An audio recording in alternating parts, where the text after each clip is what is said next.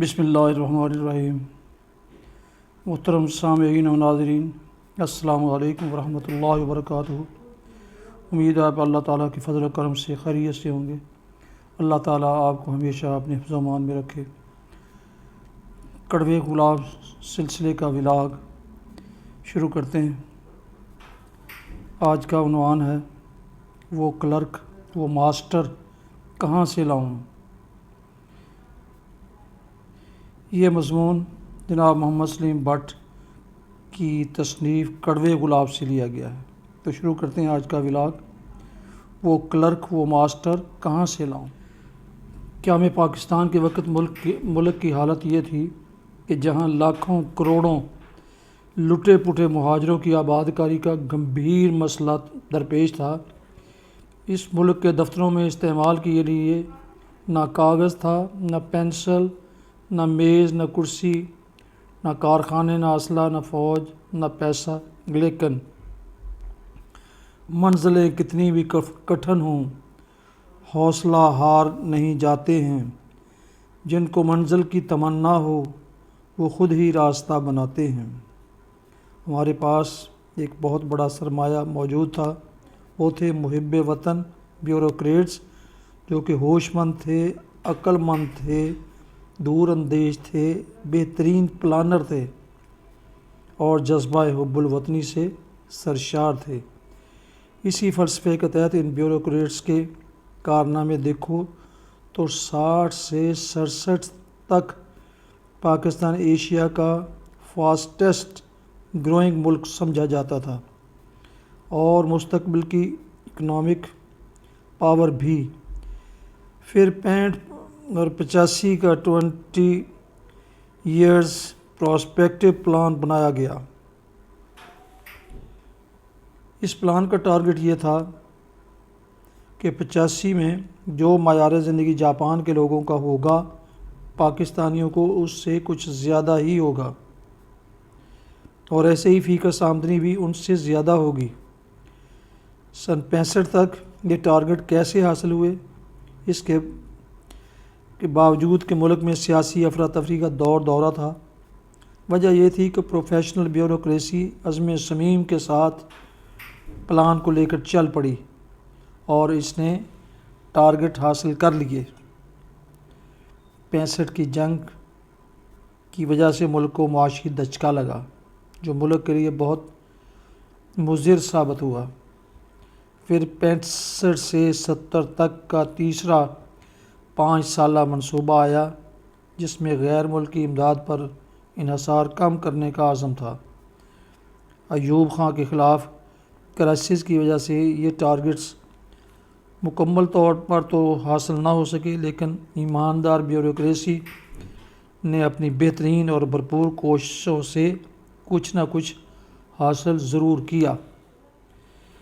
اس کامیابی کا کریڈٹ جناب ڈاکٹر محبوب الحق کو جاتا ہے، جن کے متعلق کہا گیا کہ دنیا میں 3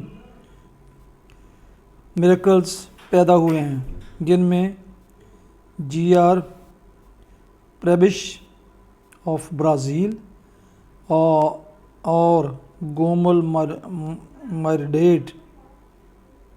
مائرڈیل، جس کی کتاب ڈیمانسٹریشن ایفیکٹ تھی، اور تیسرے ڈاکٹر محبوب الحق شامل تھے۔ ان تینوں شخصیتوں کا دور اس دور کے 30-40 سال کی معاشیات پر بڑا اثر تھا۔ یہ ویژنری سے تھے۔ اس دور میں ورلڈ بینک وغیرہ بھی ان کی تھیوریوں سے بڑے متاثر ہوئے۔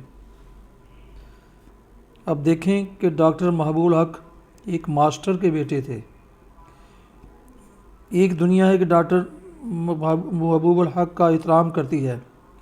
کیا پاکستان نے اسے یاد رکھا جو محسن پاکستان تھا؟ کیا پاکستانیوں نے اپنے سپوت کی قدر کی؟ جو قومیں اپنے ہونہار سپوتوں کی قدر نہیں کرتی، ان پر چوروں کا راج ہی ٹھیک رہتا ہے۔ ڈاکٹر محبوب الحق کے منصوبے لے کر کوریا کہاں پہنچ گیا، اور ہم ابھی چھجو کے چبارے پر ہی بیٹھے چوپٹ کھیل رہے ہیں۔ کبھی سوچا ہے کہ 65 تک کام کرنے والے بیوروکریٹس کون تھے؟ جناب، یہ بیوروکریٹس کلرکوں اور اسکول ماسٹروں کی اولاد تھے، جنہوں نے دفتروں میں انتہائی ایمانداری سے کام کیا، جنہوں نے اسکولوں کے بچوں کو اپنے بچوں کے ساتھ ہی پڑھایا اور قابل کیا، جذبہ حب الوطنی، ایمانداری و انتھک محنت کے اصول سکھائے اور ان میں بڑا بندہ بننے کا عزم پیدا کیا۔ یہ ماسٹر اور کلرک کون لوگ تھے؟ یہ وہ تھے جن کا تعلق دہلی، یو پی، بنگال، لاہور، سیالکوٹ، ممبئی اور کراچی سے تھا، جو میٹرک، ایف اے، بی اے اور منشی فاضل تو کر لیتے تھے، مگر انگریز اور ہندو ان کو افسر تو لگاتے نہیں تھے بلکہ کلرک بنا دیتے تھے، اور جب یہ اپنے انگریز افسر کو کام کرتا دیکھتے تو یہ ان کا آئیڈیل بن جاتا تھا، اور ہر دفعہ اس کو کام کرتا دیکھ کر ان میں ایک امنگ پیدا ہوتی۔ انسان کی دنیا میں سب سے عزیز چیز اولاد ہے۔ وہ اپنی محرومیوں کو اپنی اولاد سے دور رکھنا چاہتا ہے اور اپنی اولاد کو ٹاپ پر لے جانے کی کوشش کرتے تھے، لیکن افسوس کہ اب یہ کلرک کلاس بھی کم ہو گئی ہے۔ ہمارے ملک کے یہ ماسٹر اور کلرک والدین بہت بڑی طاقت تھے۔ آج سے 30 سال پہلے نظر دوڑائیں اور ان دونوں کا موازنہ کریں۔ آج کا کلرک بچے کی ذہن میں رشوت اور دولت لائے گا، آج کے ماسٹر نظام کا بیٹا گیاسا ڈاکو بنا، جبکہ سابقہ کلرک اپنے بیٹے کو قابل، ایماندار اور بڑا بندہ بننے کا سبق دیتا تھا۔ وہ کلرک مر گیا۔ اب دیکھیے کہ ان تجربہ کار محب الوطن بیوروکریٹس کو، جنہوں نے اوائل عمر میں ہی اپنی محنت سے پاکستان کو اپنے پاؤں پر کھڑا کر دیا تھا، ان کے جانے کے بعد کیا ہوا؟ 77 سے 85 تک پاکستان کا گروتھ ریٹ 7 سے 7.5 تک تھا۔ 80 سے پاکستان میں افراط زر 4 سے 7% تک تھا، پھر 90 میں افراط زر 12% تک پہنچ گیا۔ دوسری طرف گروتھ ریٹ 2 سے 3% تک آ گیا، لیکن یہ کاغذی ہیر پھیر تھا۔ پھر نیگیٹو بھی ہوا، جبکہ شرح آبادی میں اضافہ عروج پر ہے۔ اس کا مطلب یہ ہوا کہ پاکستان سفر ترقی پر رک گیا۔ 91 میں کراچی اسٹاک ایکسچینج کا انڈیکس 3000 کے لگ بھگ رہا، جو 99 میں سینکڑوں تک آ گیا۔ کیا یہ ترقی تھی؟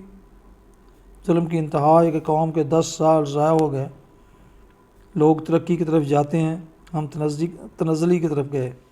پھر ایماندار مڈل کلاس تباہ کر دی گئی، جس کا اثر یہ ہوا کہ بے روزگاری 1970 میں 2% اور 93 میں 7% ہو گئی۔ یہ سرکاری اعداد و شمار ہیں جو غلط ہیں۔ اصل میں بے روزگاری 20-25% ہے۔ یہ سب اس لیے ہوا کہ ہمارا کلرک اور اسکول ٹیچر خراب ہو گیا اور یا پٹڑی سے اتر گیا یا اصول چھوڑ گیا۔ اب اس کے بچے قاتل، بدمعاش تو بنیں گے، بیوروکریٹ نہیں، کیونکہ تعلیم کا رجحان اور سٹینڈرڈ ختم ہو گیا۔ آج بھی جو تھوڑے بہت رہ گئے ہیں وہ ان کلرکوں اور ماسٹروں کی اولاد ہیں۔ اس کے علاوہ بات آتی ہے دہلی یو پی والوں کی، جو انگریزی دور میں آفیسر تو نہ بنے، کلرک اور ماسٹر بن گئے۔ انہوں نے اپنے بچوں پر جھوٹ کا خول نہیں چڑھنے دیا۔ انہوں نے اپنے بچوں کو تعلیم دی، نیکی کے اصولوں کی پاسداری کی، اور ہم نے ہر اردو بولنے والوں کو تعصب سے کام لے کر کھڈے لائن لگا دیا۔ اس ماسٹر اور کلرک کی توہین کی جس نے پاکستان بنایا تھا۔ تو ناظرین سامعین محترم، یہ تھا آج کا کڑوے گلاب سلسلے کا ولاگ۔ وہ کلرک وہ ماسٹر کہاں سے لاؤں؟ جسے جناب محمد سلیم بٹ کی کتاب کڑوے گلاب سے لیا گیا۔